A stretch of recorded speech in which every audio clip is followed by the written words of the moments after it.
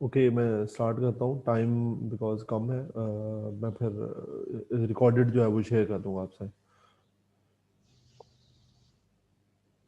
Okay बस mute कर लें प्लीज़, जो नया ज्वाइन कर रहा है।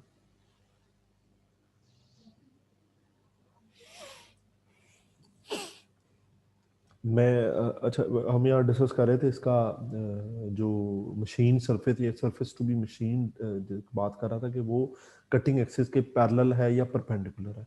परपेंडिकुलर कब हो सकती है, ये मैं इसमें एंड मिलिंग की बात कर रहा था कि एंड मिल कटर में जो एक्सिस ऑफ रोटेशन है वो इस तरह से होता है। ये वर्टिकल सी वो जो मैंने आगे एंड मिलिंग कटर बनाया था, दोबारा यहाँ क्लियर नहीं बना, ये एंड मिलिंग कटर, ये उसमें वो शैंक वाली साइड और ये वो फ्लूट्स कटिंग एजेस और इस तरह बॉटम पे सेकेंडरी कटिंग एजेस। इसमें जो एक्सिस ऑफ रोटेशन है वो ये बन रहा होता है, यानी कि वर्टिकल एक्सिस ऑफ रोटेशन बन रहा है और ये रोटेशन डायरेक्शन कुछ इस तरह से है। तो ये नीचे जो सरफेस है, सपोज उसको हम मशीन करना चाह रहे हैं सरफेस को, तो इसमें जो सरफेस और जो एक्सिस ऑफ कटिंग या you can say axis of rotation जो है, उन दोनों का आपस में जो डायरेक्शनल रिलेशन बना वो परपेंडिकुलर है। तो इस केस में प्लेन मिलिंग में क्या था, पैरेलल था। तो ये दो तीन डिफरेंसेस जो मुझे याद है मैंने आपको बताए। एक ये पैरेलल वाला हो गया, ठीक है, फिर हॉरिजॉन्टल मिलिंग मशीन्स वाला बताया आपको, और वो एक दो चीज़ें बताई आपको। ओके इसके बाद ये हो गया आपका प्लेन या स्लैब मिलिंग कटर। अब साइड मिलिंग कटर्स में क्या होता है? ये कुछ प्लेन मिलिंग कटर्स शो किए हुए थे, अब ये साइड मिलिंग कटर। इन इन साइड मिलिंग कटर्स ने भी हॉरिजॉन्टल आर्बर या हॉरिजॉन्टल मिलिंग मशीन पे ही माउंट होते हैं। अगेन ड्रॉ कर देता हूँ कि ये इस तरह से आर्बर जो मैंने बताया था ओवर आर्म के नीचे, ये इस तरह से ये उसके ऊपर ये कटर्स अटैच होते हैं, और ये जो नीचे वर्क पीस।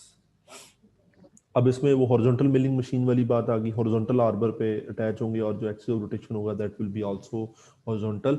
और फिर जो पैरेलल रिलेशन बन रहा होगा एक्सिस ऑफ कटिंग एक्सिस या एक्सिस ऑफ रोटेशन और the surface which is to be machined, उनमें पैरेलल रिलेशन बन रहा होगा। बट डिफरेंस क्या है इसमें साइड मिलिंग कटर्स के अंदर? लाइक मैंने आपको कई सारे सिमिलर चीजें बताई, लिखा हुआ यहाँ पे भी कि similar to plane cutting, but इसमें जो टीथ्स की जो डायरेक्शन हो सकती है वो टीथ्स किसी डायरेक्शन पे हो सकते हैं। जो यानी कि जिस तरह से मैं ये देख सकता हूँ कि जो टीथ्स हैं वो किसी एक साइड पे इंक्लाइन होंगे, वन साइड भी हो सकते हैं, टू साइड भी हो सकते हैं। तो फॉर एग्जांपल जिस तरह से ये सिंगल साइडेड इंक्लिनेशन टीथ की शो किया, फिर ये डबल साइड शो किया और ये वाला। तो ये बस इनमें डिफरेंस है, बाकी सारी चीज़ें वो जिस तरह मैं आपको बता सकूँ। फिर इसमें एक और जो डिफरेंस है पेरिफेरल मिलिंग के अंदर, इसमें जो मैंने आपको बताया था कि जो टीथ्स हैं वो जस्ट पेरिफ्री पे होंगे, ये जो टीथ्स पेरिफ्री पे होंगे। ये प्लीज म्यूट कीजिएगा। लेकिन जो साइड मिलिंग कटर्स है इसमें टीथ पेरिफेरी पे भी हो सकते हैं और साइड्स पे भी हो सकते हैं। ये पेरिफेरी पे भी हो सकते हैं और दूसरा साइड्स पे भी। फिर साइड्स अगर वो सिंगल साइडेड है या सिंगल साइड पे टीथ है या दोनों साइड पे टीथ है, तो इस तरह ही फिर हम कह सकते हैं कि पेरिफेरी और बाकी वन और जो एक या जो दोनों साइड्स बन रही हैं उन पे टीथ्स हो सकते हैं। तो ये आपका आ गया साइड मिलिंग कटर। और फिर अगर वो वन साइडेड है तो उसको हाफ साइड मिलिंग कटर कहते हैं, और फर्दर उसको हम डिपेंडिंग अपॉन उसकी जो भी उसकी वर्किंग डायरेक्शन है, right hand half side milling cutter या left hand half side milling cutter भी उसको इस तरह से भी आइडेंटिफाई करते हैं। और इनको यूजली स्लॉटिंग या स्टडल मिलिंग के पर्पस के लिए। स्टडल मिलिंग, यार ये प्लीज म्यूट कीजिएगा, कौन है भाई? ये रेहान बशीर, म्यूट कर। Straddle milling, slotting to produce slots. और स्ट्रेडल मिलिंग के अंदर क्या होता है कि यही आपका आर्बर है और उस आर्बर पे डबल साइडेड टूल अटैच है। डबल साइडेड यानी जिसके दोनों साइड्स पे टीथ हैं, जिस तरह अभी प्रीवियस डायग्राम में इस साइड पे भी टीथ है, इस साइड पे भी टीथ है। यार ये कौन लाइन कौन ड्रॉ कर रहा है बच्चे?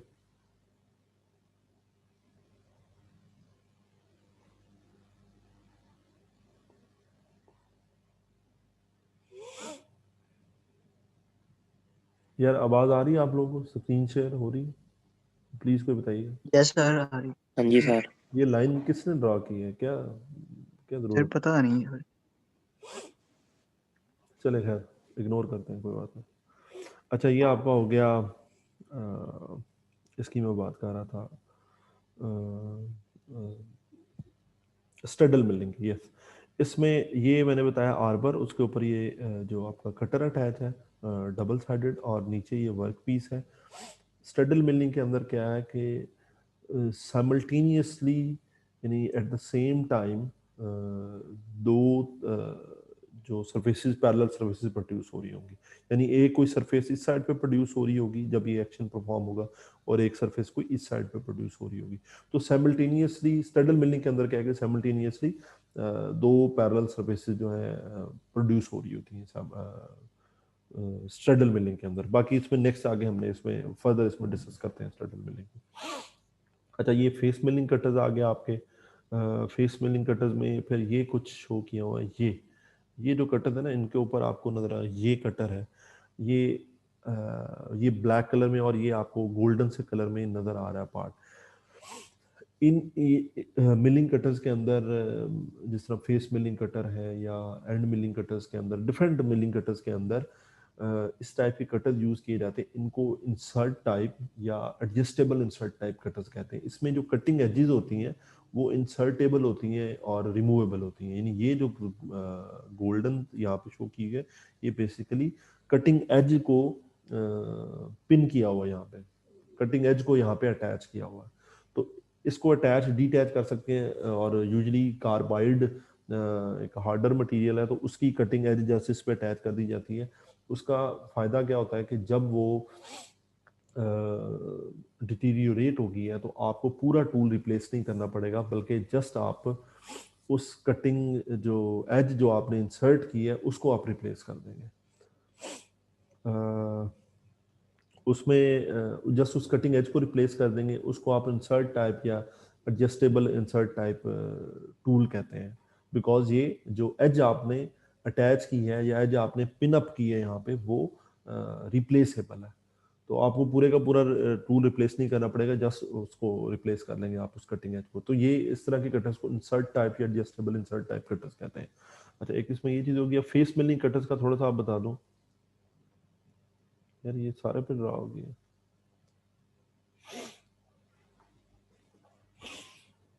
अब फेस मिलिंग कटर के अंदर जो कटिंग एजेस होंगी वो साइड्स पे होती हैं। साइड से मुराद ये कि जिस तरह से ये वाला जो टूल है, अगर आप इसको देखें, ये जो कटर है इसमें बॉटम पे, ये बॉटम साइड इसमें शो की हुई है, और इसमें भी बॉटम साइड शो की है, और इसमें वही जो एंड साइड या शो की हुई है, बट वो अभी अपर साइड में है, तो इसको मैं एंड कह सकता हूँ। उसका जो फेस है, ये उसका फेस बन रहा है। जो एंड साइड या फेस साइड या जो बॉटम साइड है, उस पे वो प्लेन होगा, उस पे कोई कटिंग टीथ नहीं होगा। ठीक है, जिस तरह से ये इसमें शो किया हुआ है, इस पे नहीं है। उसके अलावा इसमें क्लियर शो किया हुआ है, उसके अलावा इसमें भी शो किया हुआ है, ये वाला भी है। और जो कटिंग एजेस है वो जस्ट साइड्स पे है। ठीक है, एक तो फेस मिलिंग के अंदर ये चीज, फिर ये जो कटिंग एजेस है साइड्स पे है, और फिर ये फेसिंग ऑपरेशन के लिए यूज हो रही होती है। फेसिंग ऑपरेशन आई मीन के फॉर एग्जांपल ये वर्क पीस है, तो ये सपोज वो फेसिंग जो फेस मिलिंग कटर है, ये उसकी साइड्स हैं जिन पे टीथ बने हैं। तो इसने ये रोटेट कर रहा है, इफ आई से कि ये रोटेट कर रहा है, और ये वर्क पीस की ये फीडिंग हो रही है इस सॉरी, मुझे इस डायरेक्शन में बनाना पड़ेगा। यस, जो डाउन मिलिंग साइड बनानी पड़ेगी, बिकॉज मैंने इस साइड पर ड्रॉ कर दी है। तो ये सेम ये रोटेट कर रहा है और ये उसकी फीड मोशन है। तो अकॉर्डिंग टू द डेप्थ, ये इस जगह पे जो है वो इसकी कटिंग परफॉर्म करता रहेगा, यानी फेसिंग का ऑपरेशन परफॉर्म करेगा। तो ये मैंने इसलिए इसको बताया कि वो आप लेथ मशीन में जो फेसिंग का ऑपरेशन था उससे कंफ्यूज ना हो। अच्छा, फिर इनमें जो एक्सिस ऑफ रोटेशन होगा दैट विल बी वर्टिकल, ये इस तरह से, जिस तरह बॉल एंड मिल का बताया, इसमें ये एक्सिस ऑफ रोटेशन है, ये स्ट्रेट लाइन जो वर्टिकल लाइन बना रहा हूँ, तो वर्टिकल एक्सिस ऑफ रोटेशन होगा इसमें। और फेसिंग ऑपरेशन, फिर जो साइड्स पे कटिंग एजेस होती हैं, यानी जो एंड्स होते हैं कटर के उन पे कटिंग एजेस नहीं होती, और वर्टिकल मिलिंग मशीन पे ऑब्वियसली माउंट करेंगे इनको, बिकॉज जो एक्सिस ऑफ रोटेशन है वो मैं बता चुका हूँ आपको, जो है वर्टिकल एक्सिस है। और बाकी इसमें फिर वो डिस्पोजेबल कार्बाइड इंसर्ट्स की बात की है, ये जो मैंने आपको अभी बताया कि इंसर्ट टाइप या adjustable insert type cutting edges होती हैं, जिनको आप रिप्लेस भी कर सकते हैं, ये उसकी बात की, और यूजली वो कार्बाइड की होती है। ओके, एंड मिलिंग कटर्स, ये एंड मिलिंग कटर्स जो मैंने आपको ड्रॉ आगे करके दिखाए थे। एंड मिलिंग कटर के अंदर इस पार्ट को शैंक कहते हैं, ये पार्ट जो है फ्लूट्स हैं, फिर इसमें मैंने आपको बताया था कि ये उसकी पेरिफेरी बन रही है, ये साइड बन रही है, और ये उसका फेस या एंड या बॉटम जो भी इसको कह लें वो बन रहा है। इसके दोनों साइड पे कटिंग एजेस होती हैं, यहाँ पे पेरिफेरी पे भी कटिंग एजेस होंगी, बॉटम या एंड साइड या फेस साइड जो भी आप उसको कह लें उस पर भी कटिंग एजेस होंगी। बट ये जो फ्लूट्स वाली साइड, ये जो साइड है पेरिफेरी पे, ये एजेस जो है ये मेजर या प्राइमरी कटिंग एजेस हैं, और ये जो है वो क्या कहेंगे उसको, ये इसकी सेकेंडरी कटिंग एजेस है या ऑक्सिलरी कटिंग एजेस कहते हैं। ऑक्सिलरी का वर्ड भी बल्कि ज़्यादा ये यूज होता है लिटरेचर के अंदर। अच्छा, अब ये काफ़ी सिमिलर है ड्रिल बिट से लुक वाइज, अगर किसको डिटेल इसकी इतनी ना पता हो तो काफ़ी सिमिलर है, बट इनमें डिफरेंसेस हैं।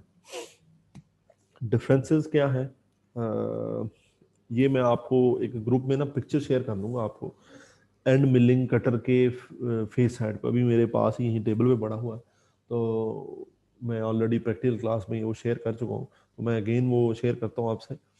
इसमें जो एंड बन रहा है मिलिंग कटर में, वो डिफरेंट है उसके ड्रिलिंग जो ड्रिल बिट के एंड से।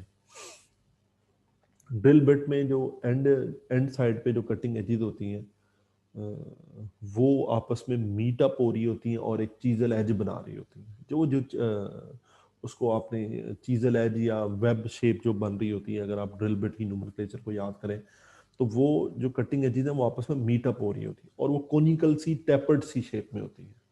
ओके, जिसकी वजह से जब आप ड्रिलिंग परफॉर्म करते हैं तो जो बॉटम साइड पे जो होल आप करते हैं तो वो कॉनिकल सरफेस बनती है बॉटम साइड पे।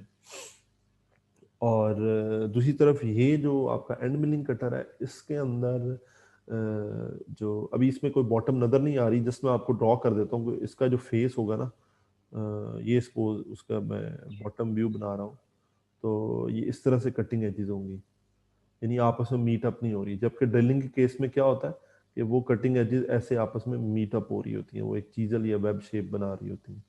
ठीक है, ये मैंने वो उसकी कटिंग एजेस बनाई है जो बॉटम साइड पे बन रही है, और ये इसकी एंड मिलिंग कटर की, इसमें ये आपस में इंटरसेक्ट नहीं कर रही होती, मीट अप नहीं हो रही होती। पहली चीज़ ये एंड मिलिंग के कटर के अंदर। दूसरा, इसके अलावा जो एंड मिलिंग कटर के अंदर हम कह सकते हैं कि जो दोनों साइड्स पे कटिंग एजेस हैं, मैंने बताया कि जो एंड साइड है वहाँ पे भी होगी, पेरिफेरी पे भी होगी, ये प्राइमरी है, ये ऑक्सिलरी है।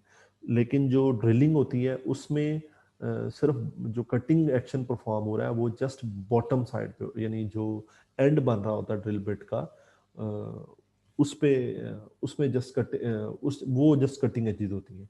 जो उसके इस साइड पे जो एजेस होती हैं वो जस्ट एज ऑफ वो जिन्हें हमने फ्लूट पढ़ा था, वो जस्ट चिप्स के फ्लो के लिए यूज हो रही होती है। बिकॉज वो ऐसे जब होल बनेगा तो होल के अंदर से, जब ये सपोज होल बन रहा है तो होल के अंदर से चिप्स ने फ्लो कैसे करना है, कहाँ पे जाना है, तो वो उन फ्लूट्स जो शेप है ये इस तरह उनके अकॉर्डिंग मूव करते हुए आउटवर्ड आ रही होती है, होल से आउटवर्ड आ रही होती है। तो वो आउटवर्ड आ सकेंगी तो फिर देन आगे होल बनेगा, नहीं तो वहीं पे डिपॉजिट हो जाएंगी। तो उसमें फ्लूट्स या जो स्पाइरल शेप या हेलिकल शेप जो भी बन रही होती है फ्लूट्स की, उसमें तो वो जस्ट इसके चिप्स के फ्लो के लिए है, वो as a cutting edge act नहीं कर रही होती। इसमें ये जो है ये as a cutting edge edge जो है वो एक्ट कर रही होती है। अच्छा, और इसमें फिर ड्रिल बिट के केस में ये जो शेप प्रोड्यूस हो रही होगी वो इस तरह से होगी, यानी कि बॉटम साइड पे एक कॉनिकल या टैपर्ड सरफेस, और जो इसकी साइड्स पे आपको एक फ्लैट सरफेस मिलेगी, यानी दो साइड्स पे सॉरी सिलेंड्रिकल, दो सिलेंड्रिक यानी एक सिलेंड्रिकल सरफेस बनेगी इस साइड पे, और जो बॉटम साइड है उस पे आपको कॉनिकल या टैपर्ड जो शेप मिलेगी। अच्छा, ये हो गया मैं बात कर रहा था ड्रिल बिट की। एंड मिलिंग में क्या होता है कि ये जो इस तरह की सरफेस आपको मिलती है, ये सिलेंड्रिकल नहीं है, दो आप कह लें वर्टिकल फ्लैट सरफेसेस, एक ये साइड है एक ये साइड, और एक बॉटम पे फ्लैट सरफेस, यानी कि इसमें आपको फ्लैट सरफेसेस मिलेंगे, और इसमें आपको ड्रिल बिट के केस में आपको सिलेंड्रिकल और बॉटम साइड पे कॉनिकल या टैपर्ड सरफेस मिली है। ये भी एक डिफरेंस हो गया ड्रिल बिट और एंड मिलिंग कटर का। और चलें, और अगर मेरे को माइंड में आता है तो मैं इनका आपको डिफरेंस बता दूंगा, जो ड्रिल बिट या जो आपका एंड मिलिंग कटर का। ओके, एक इसमें ओके नेक्स्ट, ये बाकी इसमें एंड मिलिंग कटर के अंदर डिफरेंट जो चीज़ें बताई हैं मैं ऑलरेडी आपको एक्सप्लेन कर चुका हूँ। और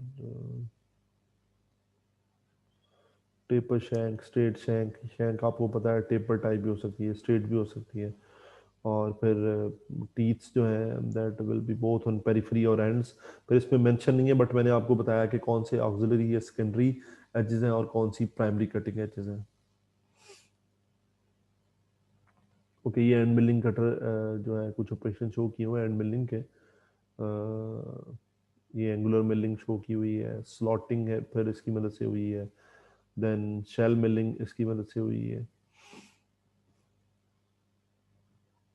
ओके, और फिर फर्दर इसमें जो एक ये एक्सिस रोटेशन होगा, ये वर्टिकल होगा।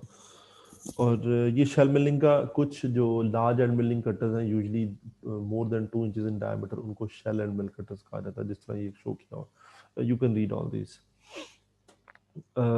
ये बल्कि मैंने रात ऐड की थी इसमें। ये इसका फ्रंट एंड मिल का फ्रंट अगर आप देखें तो ये कटिंग एजेस इस तरह से हैं जो मैंने पीछे ड्रॉ किया, आपस में मीट अप नहीं हो रही।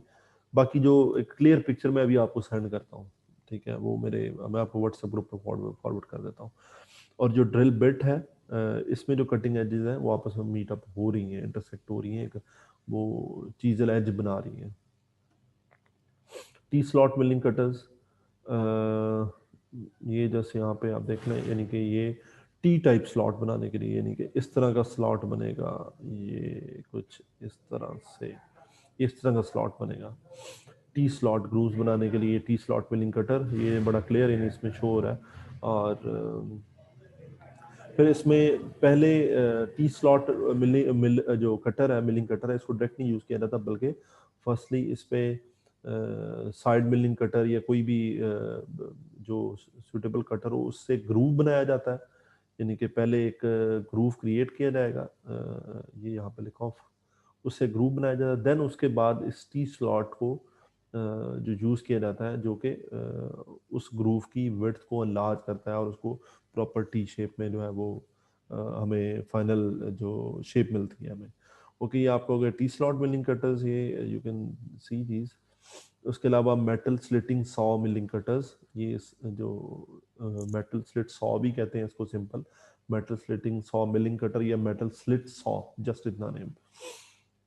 और ये आपको सिमिलर नज़र आ रहे होंगे जो हमने साइड मिलिंग कटर्स देखे थे, बट इनको हम इस तरह से डिफ्रेंशिएट कर सकते हैं कि इनमें जो इनका जो विड्थ है दैट इज़ वेरी थिन, देखिए काफ़ी थिन होते हैं, यानी यहाँ पे अगर आप देखें तो ये इंचेस में इसका डायमीटर लिखा हुआ है, यानी कि जो रेंज है that is 1/32 of inch, it is यानी कि 1 मिलीमीटर से भी लेस उसका वो विड्थ शो किया, जो इनिशियल जो उसकी रेंज है, और ये फ्यू मिलीमीटर्स बन रहे हैं।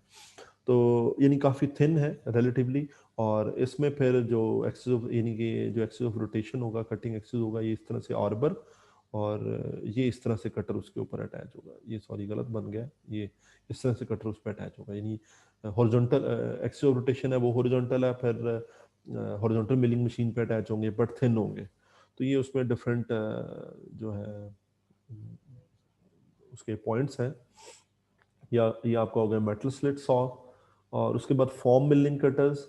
ये form milling cutters depending upon the pattern on these tools, ये उस तरह की शेप ड्रॉ करते हैं, उस तरह की शेप आप बना सकते हैं जो आप वर्क पीस के ऊपर, यानी लाइक जिस तरह की मैं एग्जांपल लेता हूँ, ये वाला जो कटर है इसको यूज़ करते हुए I can make a concave shape. ये मैं नेक्स्ट इसमें कहीं पे ऐड किया हुआ है, यस। ये कन्वेक्स शेप कटर है, ये कन्वेक्स शेप कटर है, यानी जो ये होती है कन्वेक्स शेप, अगर आप मेमोराइज करें, और इस तरह की शेप को आप जो है, यानी कर्व अगर आउटवर्ड साइड पे हो, कर्व हो, तो उसको हम कन्वेक्स शेप कहते हैं, और इनवर्ड साइड पे अगर कर्व सी हो तो उसको हम इन कर्व, यानी इनवर्ड साइड पे बन रही हो तो उसको हम कनकेव शेप कहते हैं, अगर मैं इसको मिक्सअप नहीं कर रहा। तो इसमें जो कटर की शेप है वो आउटवर्ड साइड पे रेज हुई है, तो उस बेस पे इसको कन्वेक्स मिलिंग कटर कहते हैं, या convex form milling cutter. But ये जो शेप बना रही है, ये खुद जो शेप बन रही है दैट इज कनकेव, वो एक कनकेव सी शेप बन रही है। तो लेकिन जो इसमें क्लासिफाई किया वो किस हिसाब से किया है, वो इस कटर यानी कन्वेक्स कटर बन रहा है, यानी कि जो कटर की जो पेरिफेरी पे जो कर्व बन रही है उस हिसाब से क्लासिफाई किया हुआ वो कनकेव बन रही है, जबकि जो मशीन सरफेस है वो सॉरी, ये जो सरफेस है ये कन्वेक्स बन रही है, जो मशीन सरफेस है वो कनकेव बन रही है। अगर मैं ऑपोजिट बता गया तो इसको देख लीजिएगा।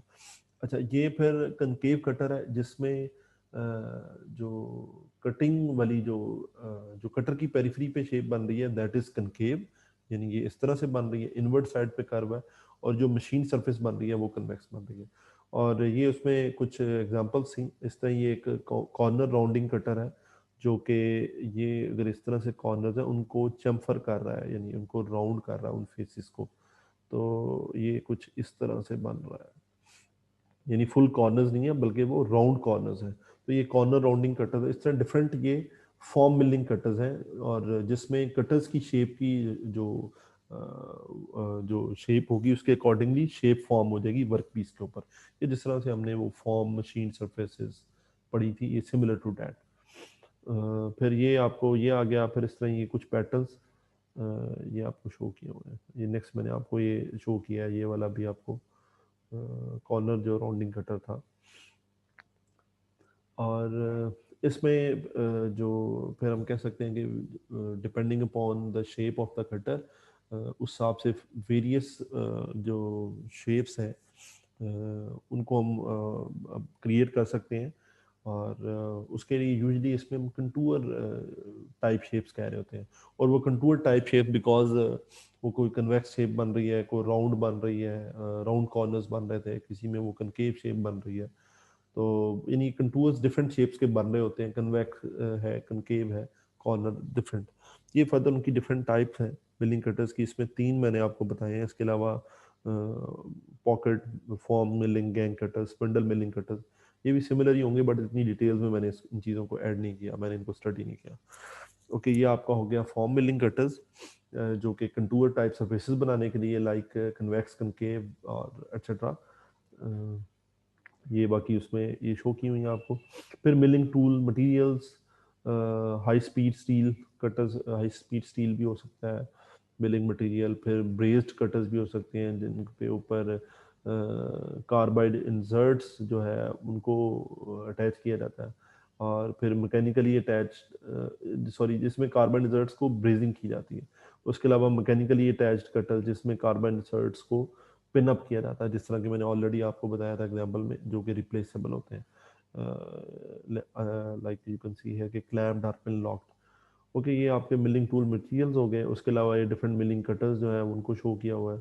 एंड मिल कटर, ये इसको हमने डिस्कस किया है, और फेस मिल कटर है, फ्लाई मिल कटर है। फ्लाई कटर में आप यानी कि जो टूल है उसके ऊपर जो यानी कि किस तरह का टूल है जिसके ऊपर आप एक different single point cutting tools जो है अटैच कर सकते हैं। एनी हाउ इसको हमने नहीं इतना डिटेल स्टडी किया। इसके अलावा थ्रेड मिल कटर्स एक्सेट्रा। ये इन्फोलूट गेयर कटर है, ये फॉर्म कटर की टाइप का या साइड कटर की टाइप की शेप बन रही है और ये गेयर कटिंग पर्पस के लिए यूज़ होता है। ये मैं आपको एक वीडियो शेयर करूंगा, उसमें चेक कीजिएगा किस तरह से इसमें वो इंडेक्सिंग करके गेयर्स को गेयर एक क्रिएट किया जाता है। यानी जो गेयर इस तरह जो है आपके पास गेयर ब्लैंक और जो फाइनल आपके पास शेप मिलती है गेयर ब्लैंक के ऊपर, वो उसमें ऐसे करके इस तरह से डिफरेंट टीथ्स को क्रिएट किया जाता है। ओके, ये इसमें कुछ मिलिंग कटर्स की एग्जांपल थी और मिलिंग कटर नोमेनक्लेचर थोड़ा सा डिस्कस कर लेते हैं। ये मैं जस्ट यहाँ से डिस्कस करता हूँ, बाकी ये चीज़ें आप रीड अप कर लीजिएगा। ये जस्ट वही सेम मैं अभी डिस्कस कर लेता हूँ। मिलिंग कटर के अंदर मैं किसी एक चले यहाँ पे मेंशन है, ये कटिंग एजेस बन रही हैं, ठीक है। ये आपकी कटिंग एजेस हैं, ये यानी डिफरेंट कटिंग एजेस हैं उसकी पेरिफेरी के ऊपर, इस कटर की पेरिफेरी के ऊपर शो किया हुआ है। और ये जिस जगह पे उसने माउंट होना है उसको होल डायमीटर का हुआ, जो उसका कंप्लीट डायमीटर है उसको आउटसाइड डायमीटर का हुआ। एक तो ये इसमें चीज़ होगी। और फिर जो कटिंग जो टीथ है, ये टीथ है उसका, ये टीथ है। इस टीथ का जो फेस बन रहा है, यानी जिस जगह पे उसने कटर ने एंगेज होना है जब उसने कटिंग परफॉर्म करनी है, उस फेस को जो उस सरफेस को, यानी जो फेसिंग सरफेस है उसको फेस ऑफ टूथ कहते हैं, उसको टूथ फेस कह सकते हैं, जो फेसिंग सरफेस। और उस फेसिंग सरफेस का जो एंड पे जो एज बन रही है जिसने इनिशियली एंगेज होना है उसको कटिंग एज कहते हैं। ये दो चीज़ें होगी। उसके अलावा फिर ये पिच ऑफ टीथ, दो जो एडजेसेंट जो टीथ हैं उनके दरमियान ये डिस्टेंस है, ये एंगुलर डिस्टेंस है ये, बिकॉज सर्कुलर जो पेरिफेरी जो है वो सर्कमफेरेंस जो है के ऊपर यानी कि जो सरफेस है वो सर्कुलर सी बन रही है। तो एक टीथ यहाँ पे एक टीथ यहाँ पे, इसलिए आई से इट एज एंगुलर डिस्टेंस। यानी ये वर्टिकल जो सॉरी डिस्प्लेसमेंट, या जो हम कह सकते हैं कि जो शॉर्टेस्ट डिस्टेंस नहीं है बल्कि वर्टिकल जो डिस्टेंस है बिटवीन टू एडजेसेंट टीथ्स, तो वो आपका पिच ऑफ टीथ हो गया। और इस तरह ही जो डेप्थ होगी, जो टीथ की डेप्थ बन रही होगी, that will B depth of tooth. Depth हो गया आपका, पिच ऑफ टीथ होगी, ये फेस जो सरफेस बन रही थी, फिर कटिंग एज। फिर कटिंग एज की बैक साइड पे ये जो सरफेस होती है, ये मैं यहाँ पे जरा क्लियर हो जाएगा, ये सरफेस, इस सरफेस को लैंड कहते हैं। ये सरफेस ये थी कटिंग एज, ये कॉर्नर जो था दैट सॉरी ये था फेस, ये कॉर्नर था, दिस इज कटिंग एज। और ये जो सरफेस है इसको हम लैंड कहते हैं। ये लैंड, ये यहाँ पे मेंशन है ये, ठीक है जी, ये आपका लैंड हो गया। अब फिर इनमें कुछ एंगल्स हैं इंपॉर्टेंट।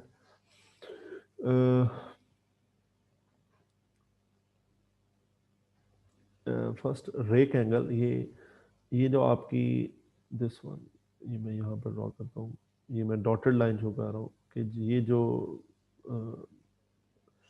कटिंग एज जो लाइन, यानी एक लाइन कटिंग एज को के पैरेलल मूव कर रही है, ठीक है, एक लाइन कटिंग एज के, और उसका जो एंगल बन रहा है इस परपेंडिकुलर इस लाइन के साथ, या आई कैन से कि ये जो यहाँ पे मेंशन होगा, सॉरी यस, ये सेंटर लाइन ऑफ कटर, उसको प्रॉपर नेम है उसका, कि ये जो सेंटर लाइन ऑफ कटर बन रही है, ये सेंटर लाइन ऑफ कटर है ये, और ये बाकी कटिंग एज लाइन बन रही है।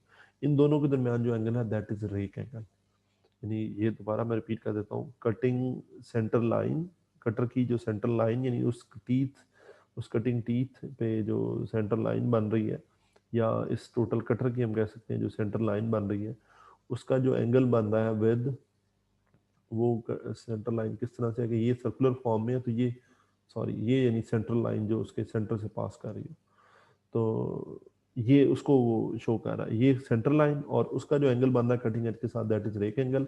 और फिर एक एंगल शो किया और प्राइमरी क्लियरेंस एंगल, वो ये जो सेंटर लाइन, ये सेंटर लाइन बन रही थी, मैं यहाँ पे ड्रॉ कर रहा हूँ, इसके परपेंडिकुलर एक लाइन ड्रॉ की है, ये जो कि यहाँ पे शो की है, ये जो लाइन है, ठीक है, यानी उस सेंटर लाइन के एक परपेंडिकुलर लाइन ड्रॉ की है, और उसका जो एंगल बन रहा है इस लैंड वाली लाइन के साथ, यानी एक लैंड के, ये जो एक लाइन जो इस लैंड के पैरेलल मूव कर रही है, ये लाइन, ये इसका जो एंगल बन रहा है perpendicular to centre line of cutter, perpendicular line to the centre line of cutter, इन दोनों का जो एंगल बन रहा है, इन दोनों का बन रहा है, that is primary clearance angle. तो ये किस तरह से बन रहा होता है कि ये आपका आ गया कटर, और ये उसके ऊपर टीथ है, और ये जो टीथ है ये कटिंग फेस, ये मैं कटिंग टीथ बनाना जा रहा हूँ, ये कटिंग फेस आ गया, ये उस पर ये कटिंग एज मैंने बताया, ये कटिंग लैंड, और ये लैंड जो है ये नीचे को इंक्लाइंड होता है, यहाँ पे थोड़ा सा गलत बन गया, तो इसका पर यानी ये इस तरह से, तो जो सेंटर लाइन, सॉरी मैं इसको अगेन ड्रॉ कर लेता हूँ कि यहाँ पे असल में क्लियर नहीं था, मैं इसलिए बताना चाह रहा था कि ये कटिंग एज, ये सॉरी आपका फेस बन गया, या कटिंग फेस कह लें, ये कटिंग एज आ गई, और ये लैंड, और ये इस तरह से ये उसका टीथ है। तो अगर ये सेंटर लाइन, सपोज ये सेंटर लाइन है, तो उसके जो परपेंडिकुलर लाइन बन रही है दैट इज दिस वन, ये जैसा आपको ड्रॉ समझाने के लिए मैंने जरा टेढ़ा ड्रॉ कर दी। तो ये जो लैंड लाइन बन रही है ये कुछ इस तरह से बन रही है, ये इस तरह, तो इन दोनों के दरमियान का जो एंगल है that is clearance angle, primary clearance angle. और इस तरह ही दो लैंड्स के दरमियान जो एंगल शो किया हुआ है, जिस तरह दो एडजेसेंट लैंड के दरमियान, दैट इज सेकेंडरी एंगल। अब जो प्राइमरी क्लियरेंस एंगल है उसका पर्पस ये होता है कि जब कटर एंगेज होगा, यानी कि ये कटिंग टीथ जब एंगेज होगा, तो उसके बाद एंगेज होने के बाद ये सपोज वर्क पीस है, ये एंगेज हुआ, तो जो लैंड है उसको इंक्लाइन किया हुआ इस शेप, इस जगह पे मैंने डाउनवर्ड साइड पे, तो ज़्यादा रबिंग नहीं होगी उसकी इस वर्क पीस का, यानी जस्ट एंगेज होगा और उसके बाद वो डिसएंगेज हो जाएगा। तो इसलिए ये प्राइमरी जो क्लियरेंस एंगल है इसको रखा जाता है। तो आई होप कि इसमें आपको समझ आ गया होगा, ये सेंटर लाइन ऑफ कटर, उसके परपेंडिकुलर लाइन का जो एंगल बन रहा है लैंड वाली लाइन के साथ, वो आपका प्राइमरी क्लियरेंस एंगल, और उस सेंटर लाइन का जो एंगल बन रहा था कटिंग जो जो आपका सॉरी जो कटिंग फेस वाली लाइन थी, दैट इज रेक एंगल। ये यहाँ पे बाकी मेंशन की हुई है डेफिनेशंस इनकी। Rake angle form between the face of tooth, वो जो टूथ फेस, और फिर centre line of cutter that is rake angle. और क्लियरेंस एंगल क्या है, ये ये लैंड का जो एंगल बन रहा है, एंगल ऑफ लैंड, जो लैंड वाली लाइन मैंने बताई थी, with the line tangent to the centre line of cutter, ठीक है, ये उनका जो एंगल है that is primary clearance angle. और ये वो रबिंग के जो एक्शन है उसको प्रिवेंट करने के लिए। ओके, ये आपका हो गया जो मिलिंग कटर्स के रिलेटेड कुछ टर्मिनोलॉजीज। फिर मिलिंग मशीन्स, ये टाइम आपका एंड होने वाला है, तो मैं इसमें कुछ जो है वो चीज़ें फर्दर डिस्कस कर लेता हूँ। प्राइमरी जो मोशन है वो रोटेटिंग मोशन है कटर की, और लीनियर फीड मोशन है, हम ऑलरेडी ये चीज़ें डिस्कस कर चुके हैं, and can be use for producing complex shapes. अब ये डिफरेंट टाइप्स हैं मिलिंग मशीन्स की, इनको वन बाय वन में डिस्कस नहीं कर रहा, you can read these very simple, meaning just ये है कि कोई डिपेंड कर रही है कि वर्क पीस की जो या वर्क टेबल है उसकी किस तरह से मोशन हो सकती है, कोई जो है स्पिंडल की ओरिएंटेशन पे डिपेंड कर रही है, ये जस्ट रीड का यू कैन रीड दोस। तो इसमें डिफरेंट क्राइटेरियंस की बेस पे इनकी कैटेगरीज है, जिनमें हमने दो जो सेकंड थर्ड लेक्चर था मिलिंग से उनमें हमने दो डिस्कस की थी, हॉरिजॉन्टल और वर्टिकल।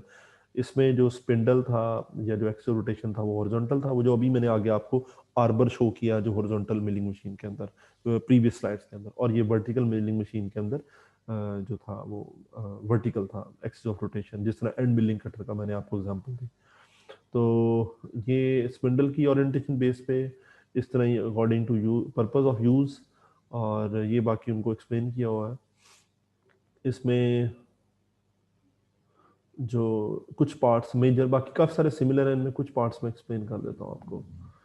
ये आर्बर पार्ट जो हॉरिजॉन्टल मिलिंग मशीन के अंदर होता है, जिसके ऊपर ये मिलिंग कटर अटैच होता है। नेक्स्ट मैं आपको बता देता हूँ, ये आपका हॉरिजॉन्टल मिलिंग मशीन शो की हुई है आपको, हॉरिजॉन्टल मिलिंग मशीन। इसमें अगर आप देखें ये कटर की रोटेशन शो की है, दिस इज कटर की रोटेशन इस तरह से है, यानी जो एक्सिस ऑफ रोटेशन बन रहा है वो ये बन रहा है, एक्सिस ऑफ रोटेशन इसमें हॉरिजॉन्टल बन रहा है, या स्पिंडल रोटेशन हम कह सकते हैं हॉरिजॉन्टल है, तो ये इस तरह की मशीन को हम हॉरिजॉन्टल मिलिंग मशीन कहते हैं। ये पार्ट उसमें उसका बेस आ गया है, इस पार्ट को हम कॉलम सर कहते हैं। नेक्स्ट क्लास स्टार्ट हो गई है। Okay okay, you can leave, sorry, you can leave. Okay sir. Okay, मैं इसको डिलीट कर रहा हूँ। ओके यू कैन लीव, मैं इसको बाकी रिकॉर्ड कर रहा हूँ, सो मैं इसको कंटिन्यू कर रहा हूँ, यू कैन लीव। ओके ये इसमें पार्ट आ गया आपका कॉलम का, और ये आ गया आपका बेस। ये बेस है, यहाँ पे मेंशन नहीं किया हुआ, कॉलम ये बेस, और ये फिर नी, जिसके ऊपर बेसिकली टेबल और वर्क पीस होना है, ये नी है, और ये उसके ऊपर क्रॉस ट्रेवर्स, इस पार्ट को ट्रेवर्स कहते हैं, सॉरी सैडल कहते हैं इस पार्ट को, और उसके ऊपर टेबल अटैच होता है, ठीक है। ये यहाँ पे यानी इस पिक्चर के अंदर क्लियर चीज़ें शो नहीं है, यानी इस तरह की जनरल कॉन्फ़िगरेशन इस तरह से होती हैं। और उस टेबल के ऊपर फिर जो है वो जॉज लगे होते हैं, वाइज जिसे कहते हैं, वाइज के जाद होते हैं, ये जिस तरह यहाँ पे शो किया हो, और उसके अंदर वर्क पीस को माउंट किया जाता है। यानी कि नी के ऊपर सैडल, और यूजुअली उसके ऊपर टेबल, और देन उसके ऊपर ये वाइस जिसके जाज के अंदर वर्क पीस को माउंट किया जाता है, यहाँ ब्लैक कलर में शो किया हुआ। ये आपका मिलिंग कटर हो गया, और ये आर्बर पार्ट हो गया। उसके अलावा ये जो एक्सटेंडेड पार्ट है, इसको ओवर आर्म कहते हैं, और इसको आर्बर ब्रैकेट कहते हैं, एक्सटेंडेड पार्ट के साथ ये जो अटैच है। और फिर इसकी तीन तरह से मूवमेंट है, यानी कि ये अपवर्ड डाउनवर्ड मूवमेंट भी हो सकती है, उसके लिए ये व्हील शो किया हुआ है जो वर्टिकल मूवमेंट को कंट्रोल कर रहा है। इसके अलावा इस डायरेक्शन के अंदर ये डायरेक्शन के अंदर मूवमेंट भी हो सकती है, जो कि इस मशीन के अकॉर्डिंग, अगर यहाँ पे वर्कर खड़ा है तो यानी क्रॉस वाइज या ट्रांसवर्स डायरेक्शन बन रही है। उसके अलावा तीसरी डायरेक्शन जो है वो ये, यहाँ पे मैं इसको थोड़ा सा टेढ़ा ड्रॉ कर देता हूँ कि यानी मैं अपनी स्क्रीन को देखते हुए बात करूँ तो फ्रंटवर्ड या बैकवर्ड जो डायरेक्शन है ये भी बन रही होगी, यानी एक्स वाई जी तीनों डायरेक्शन के अंदर मूवमेंट हो सकती है।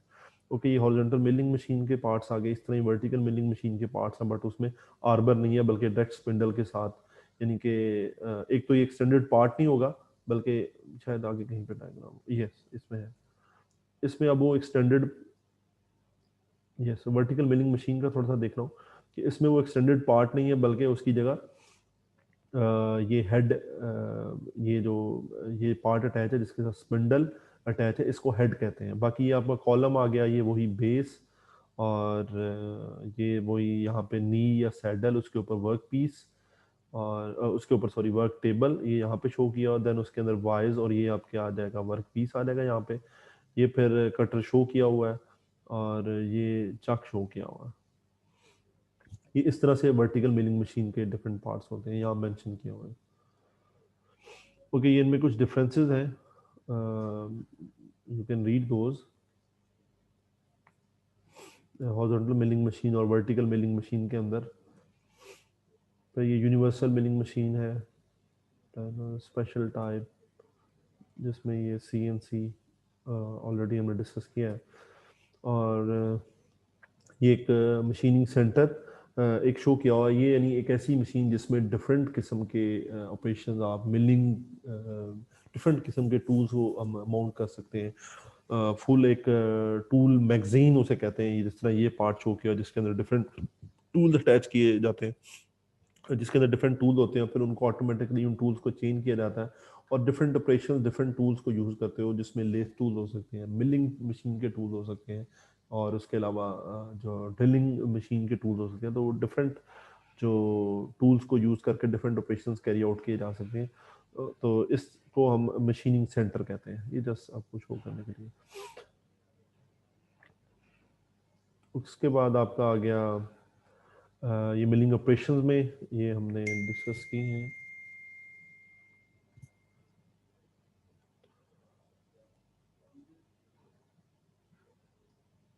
ओके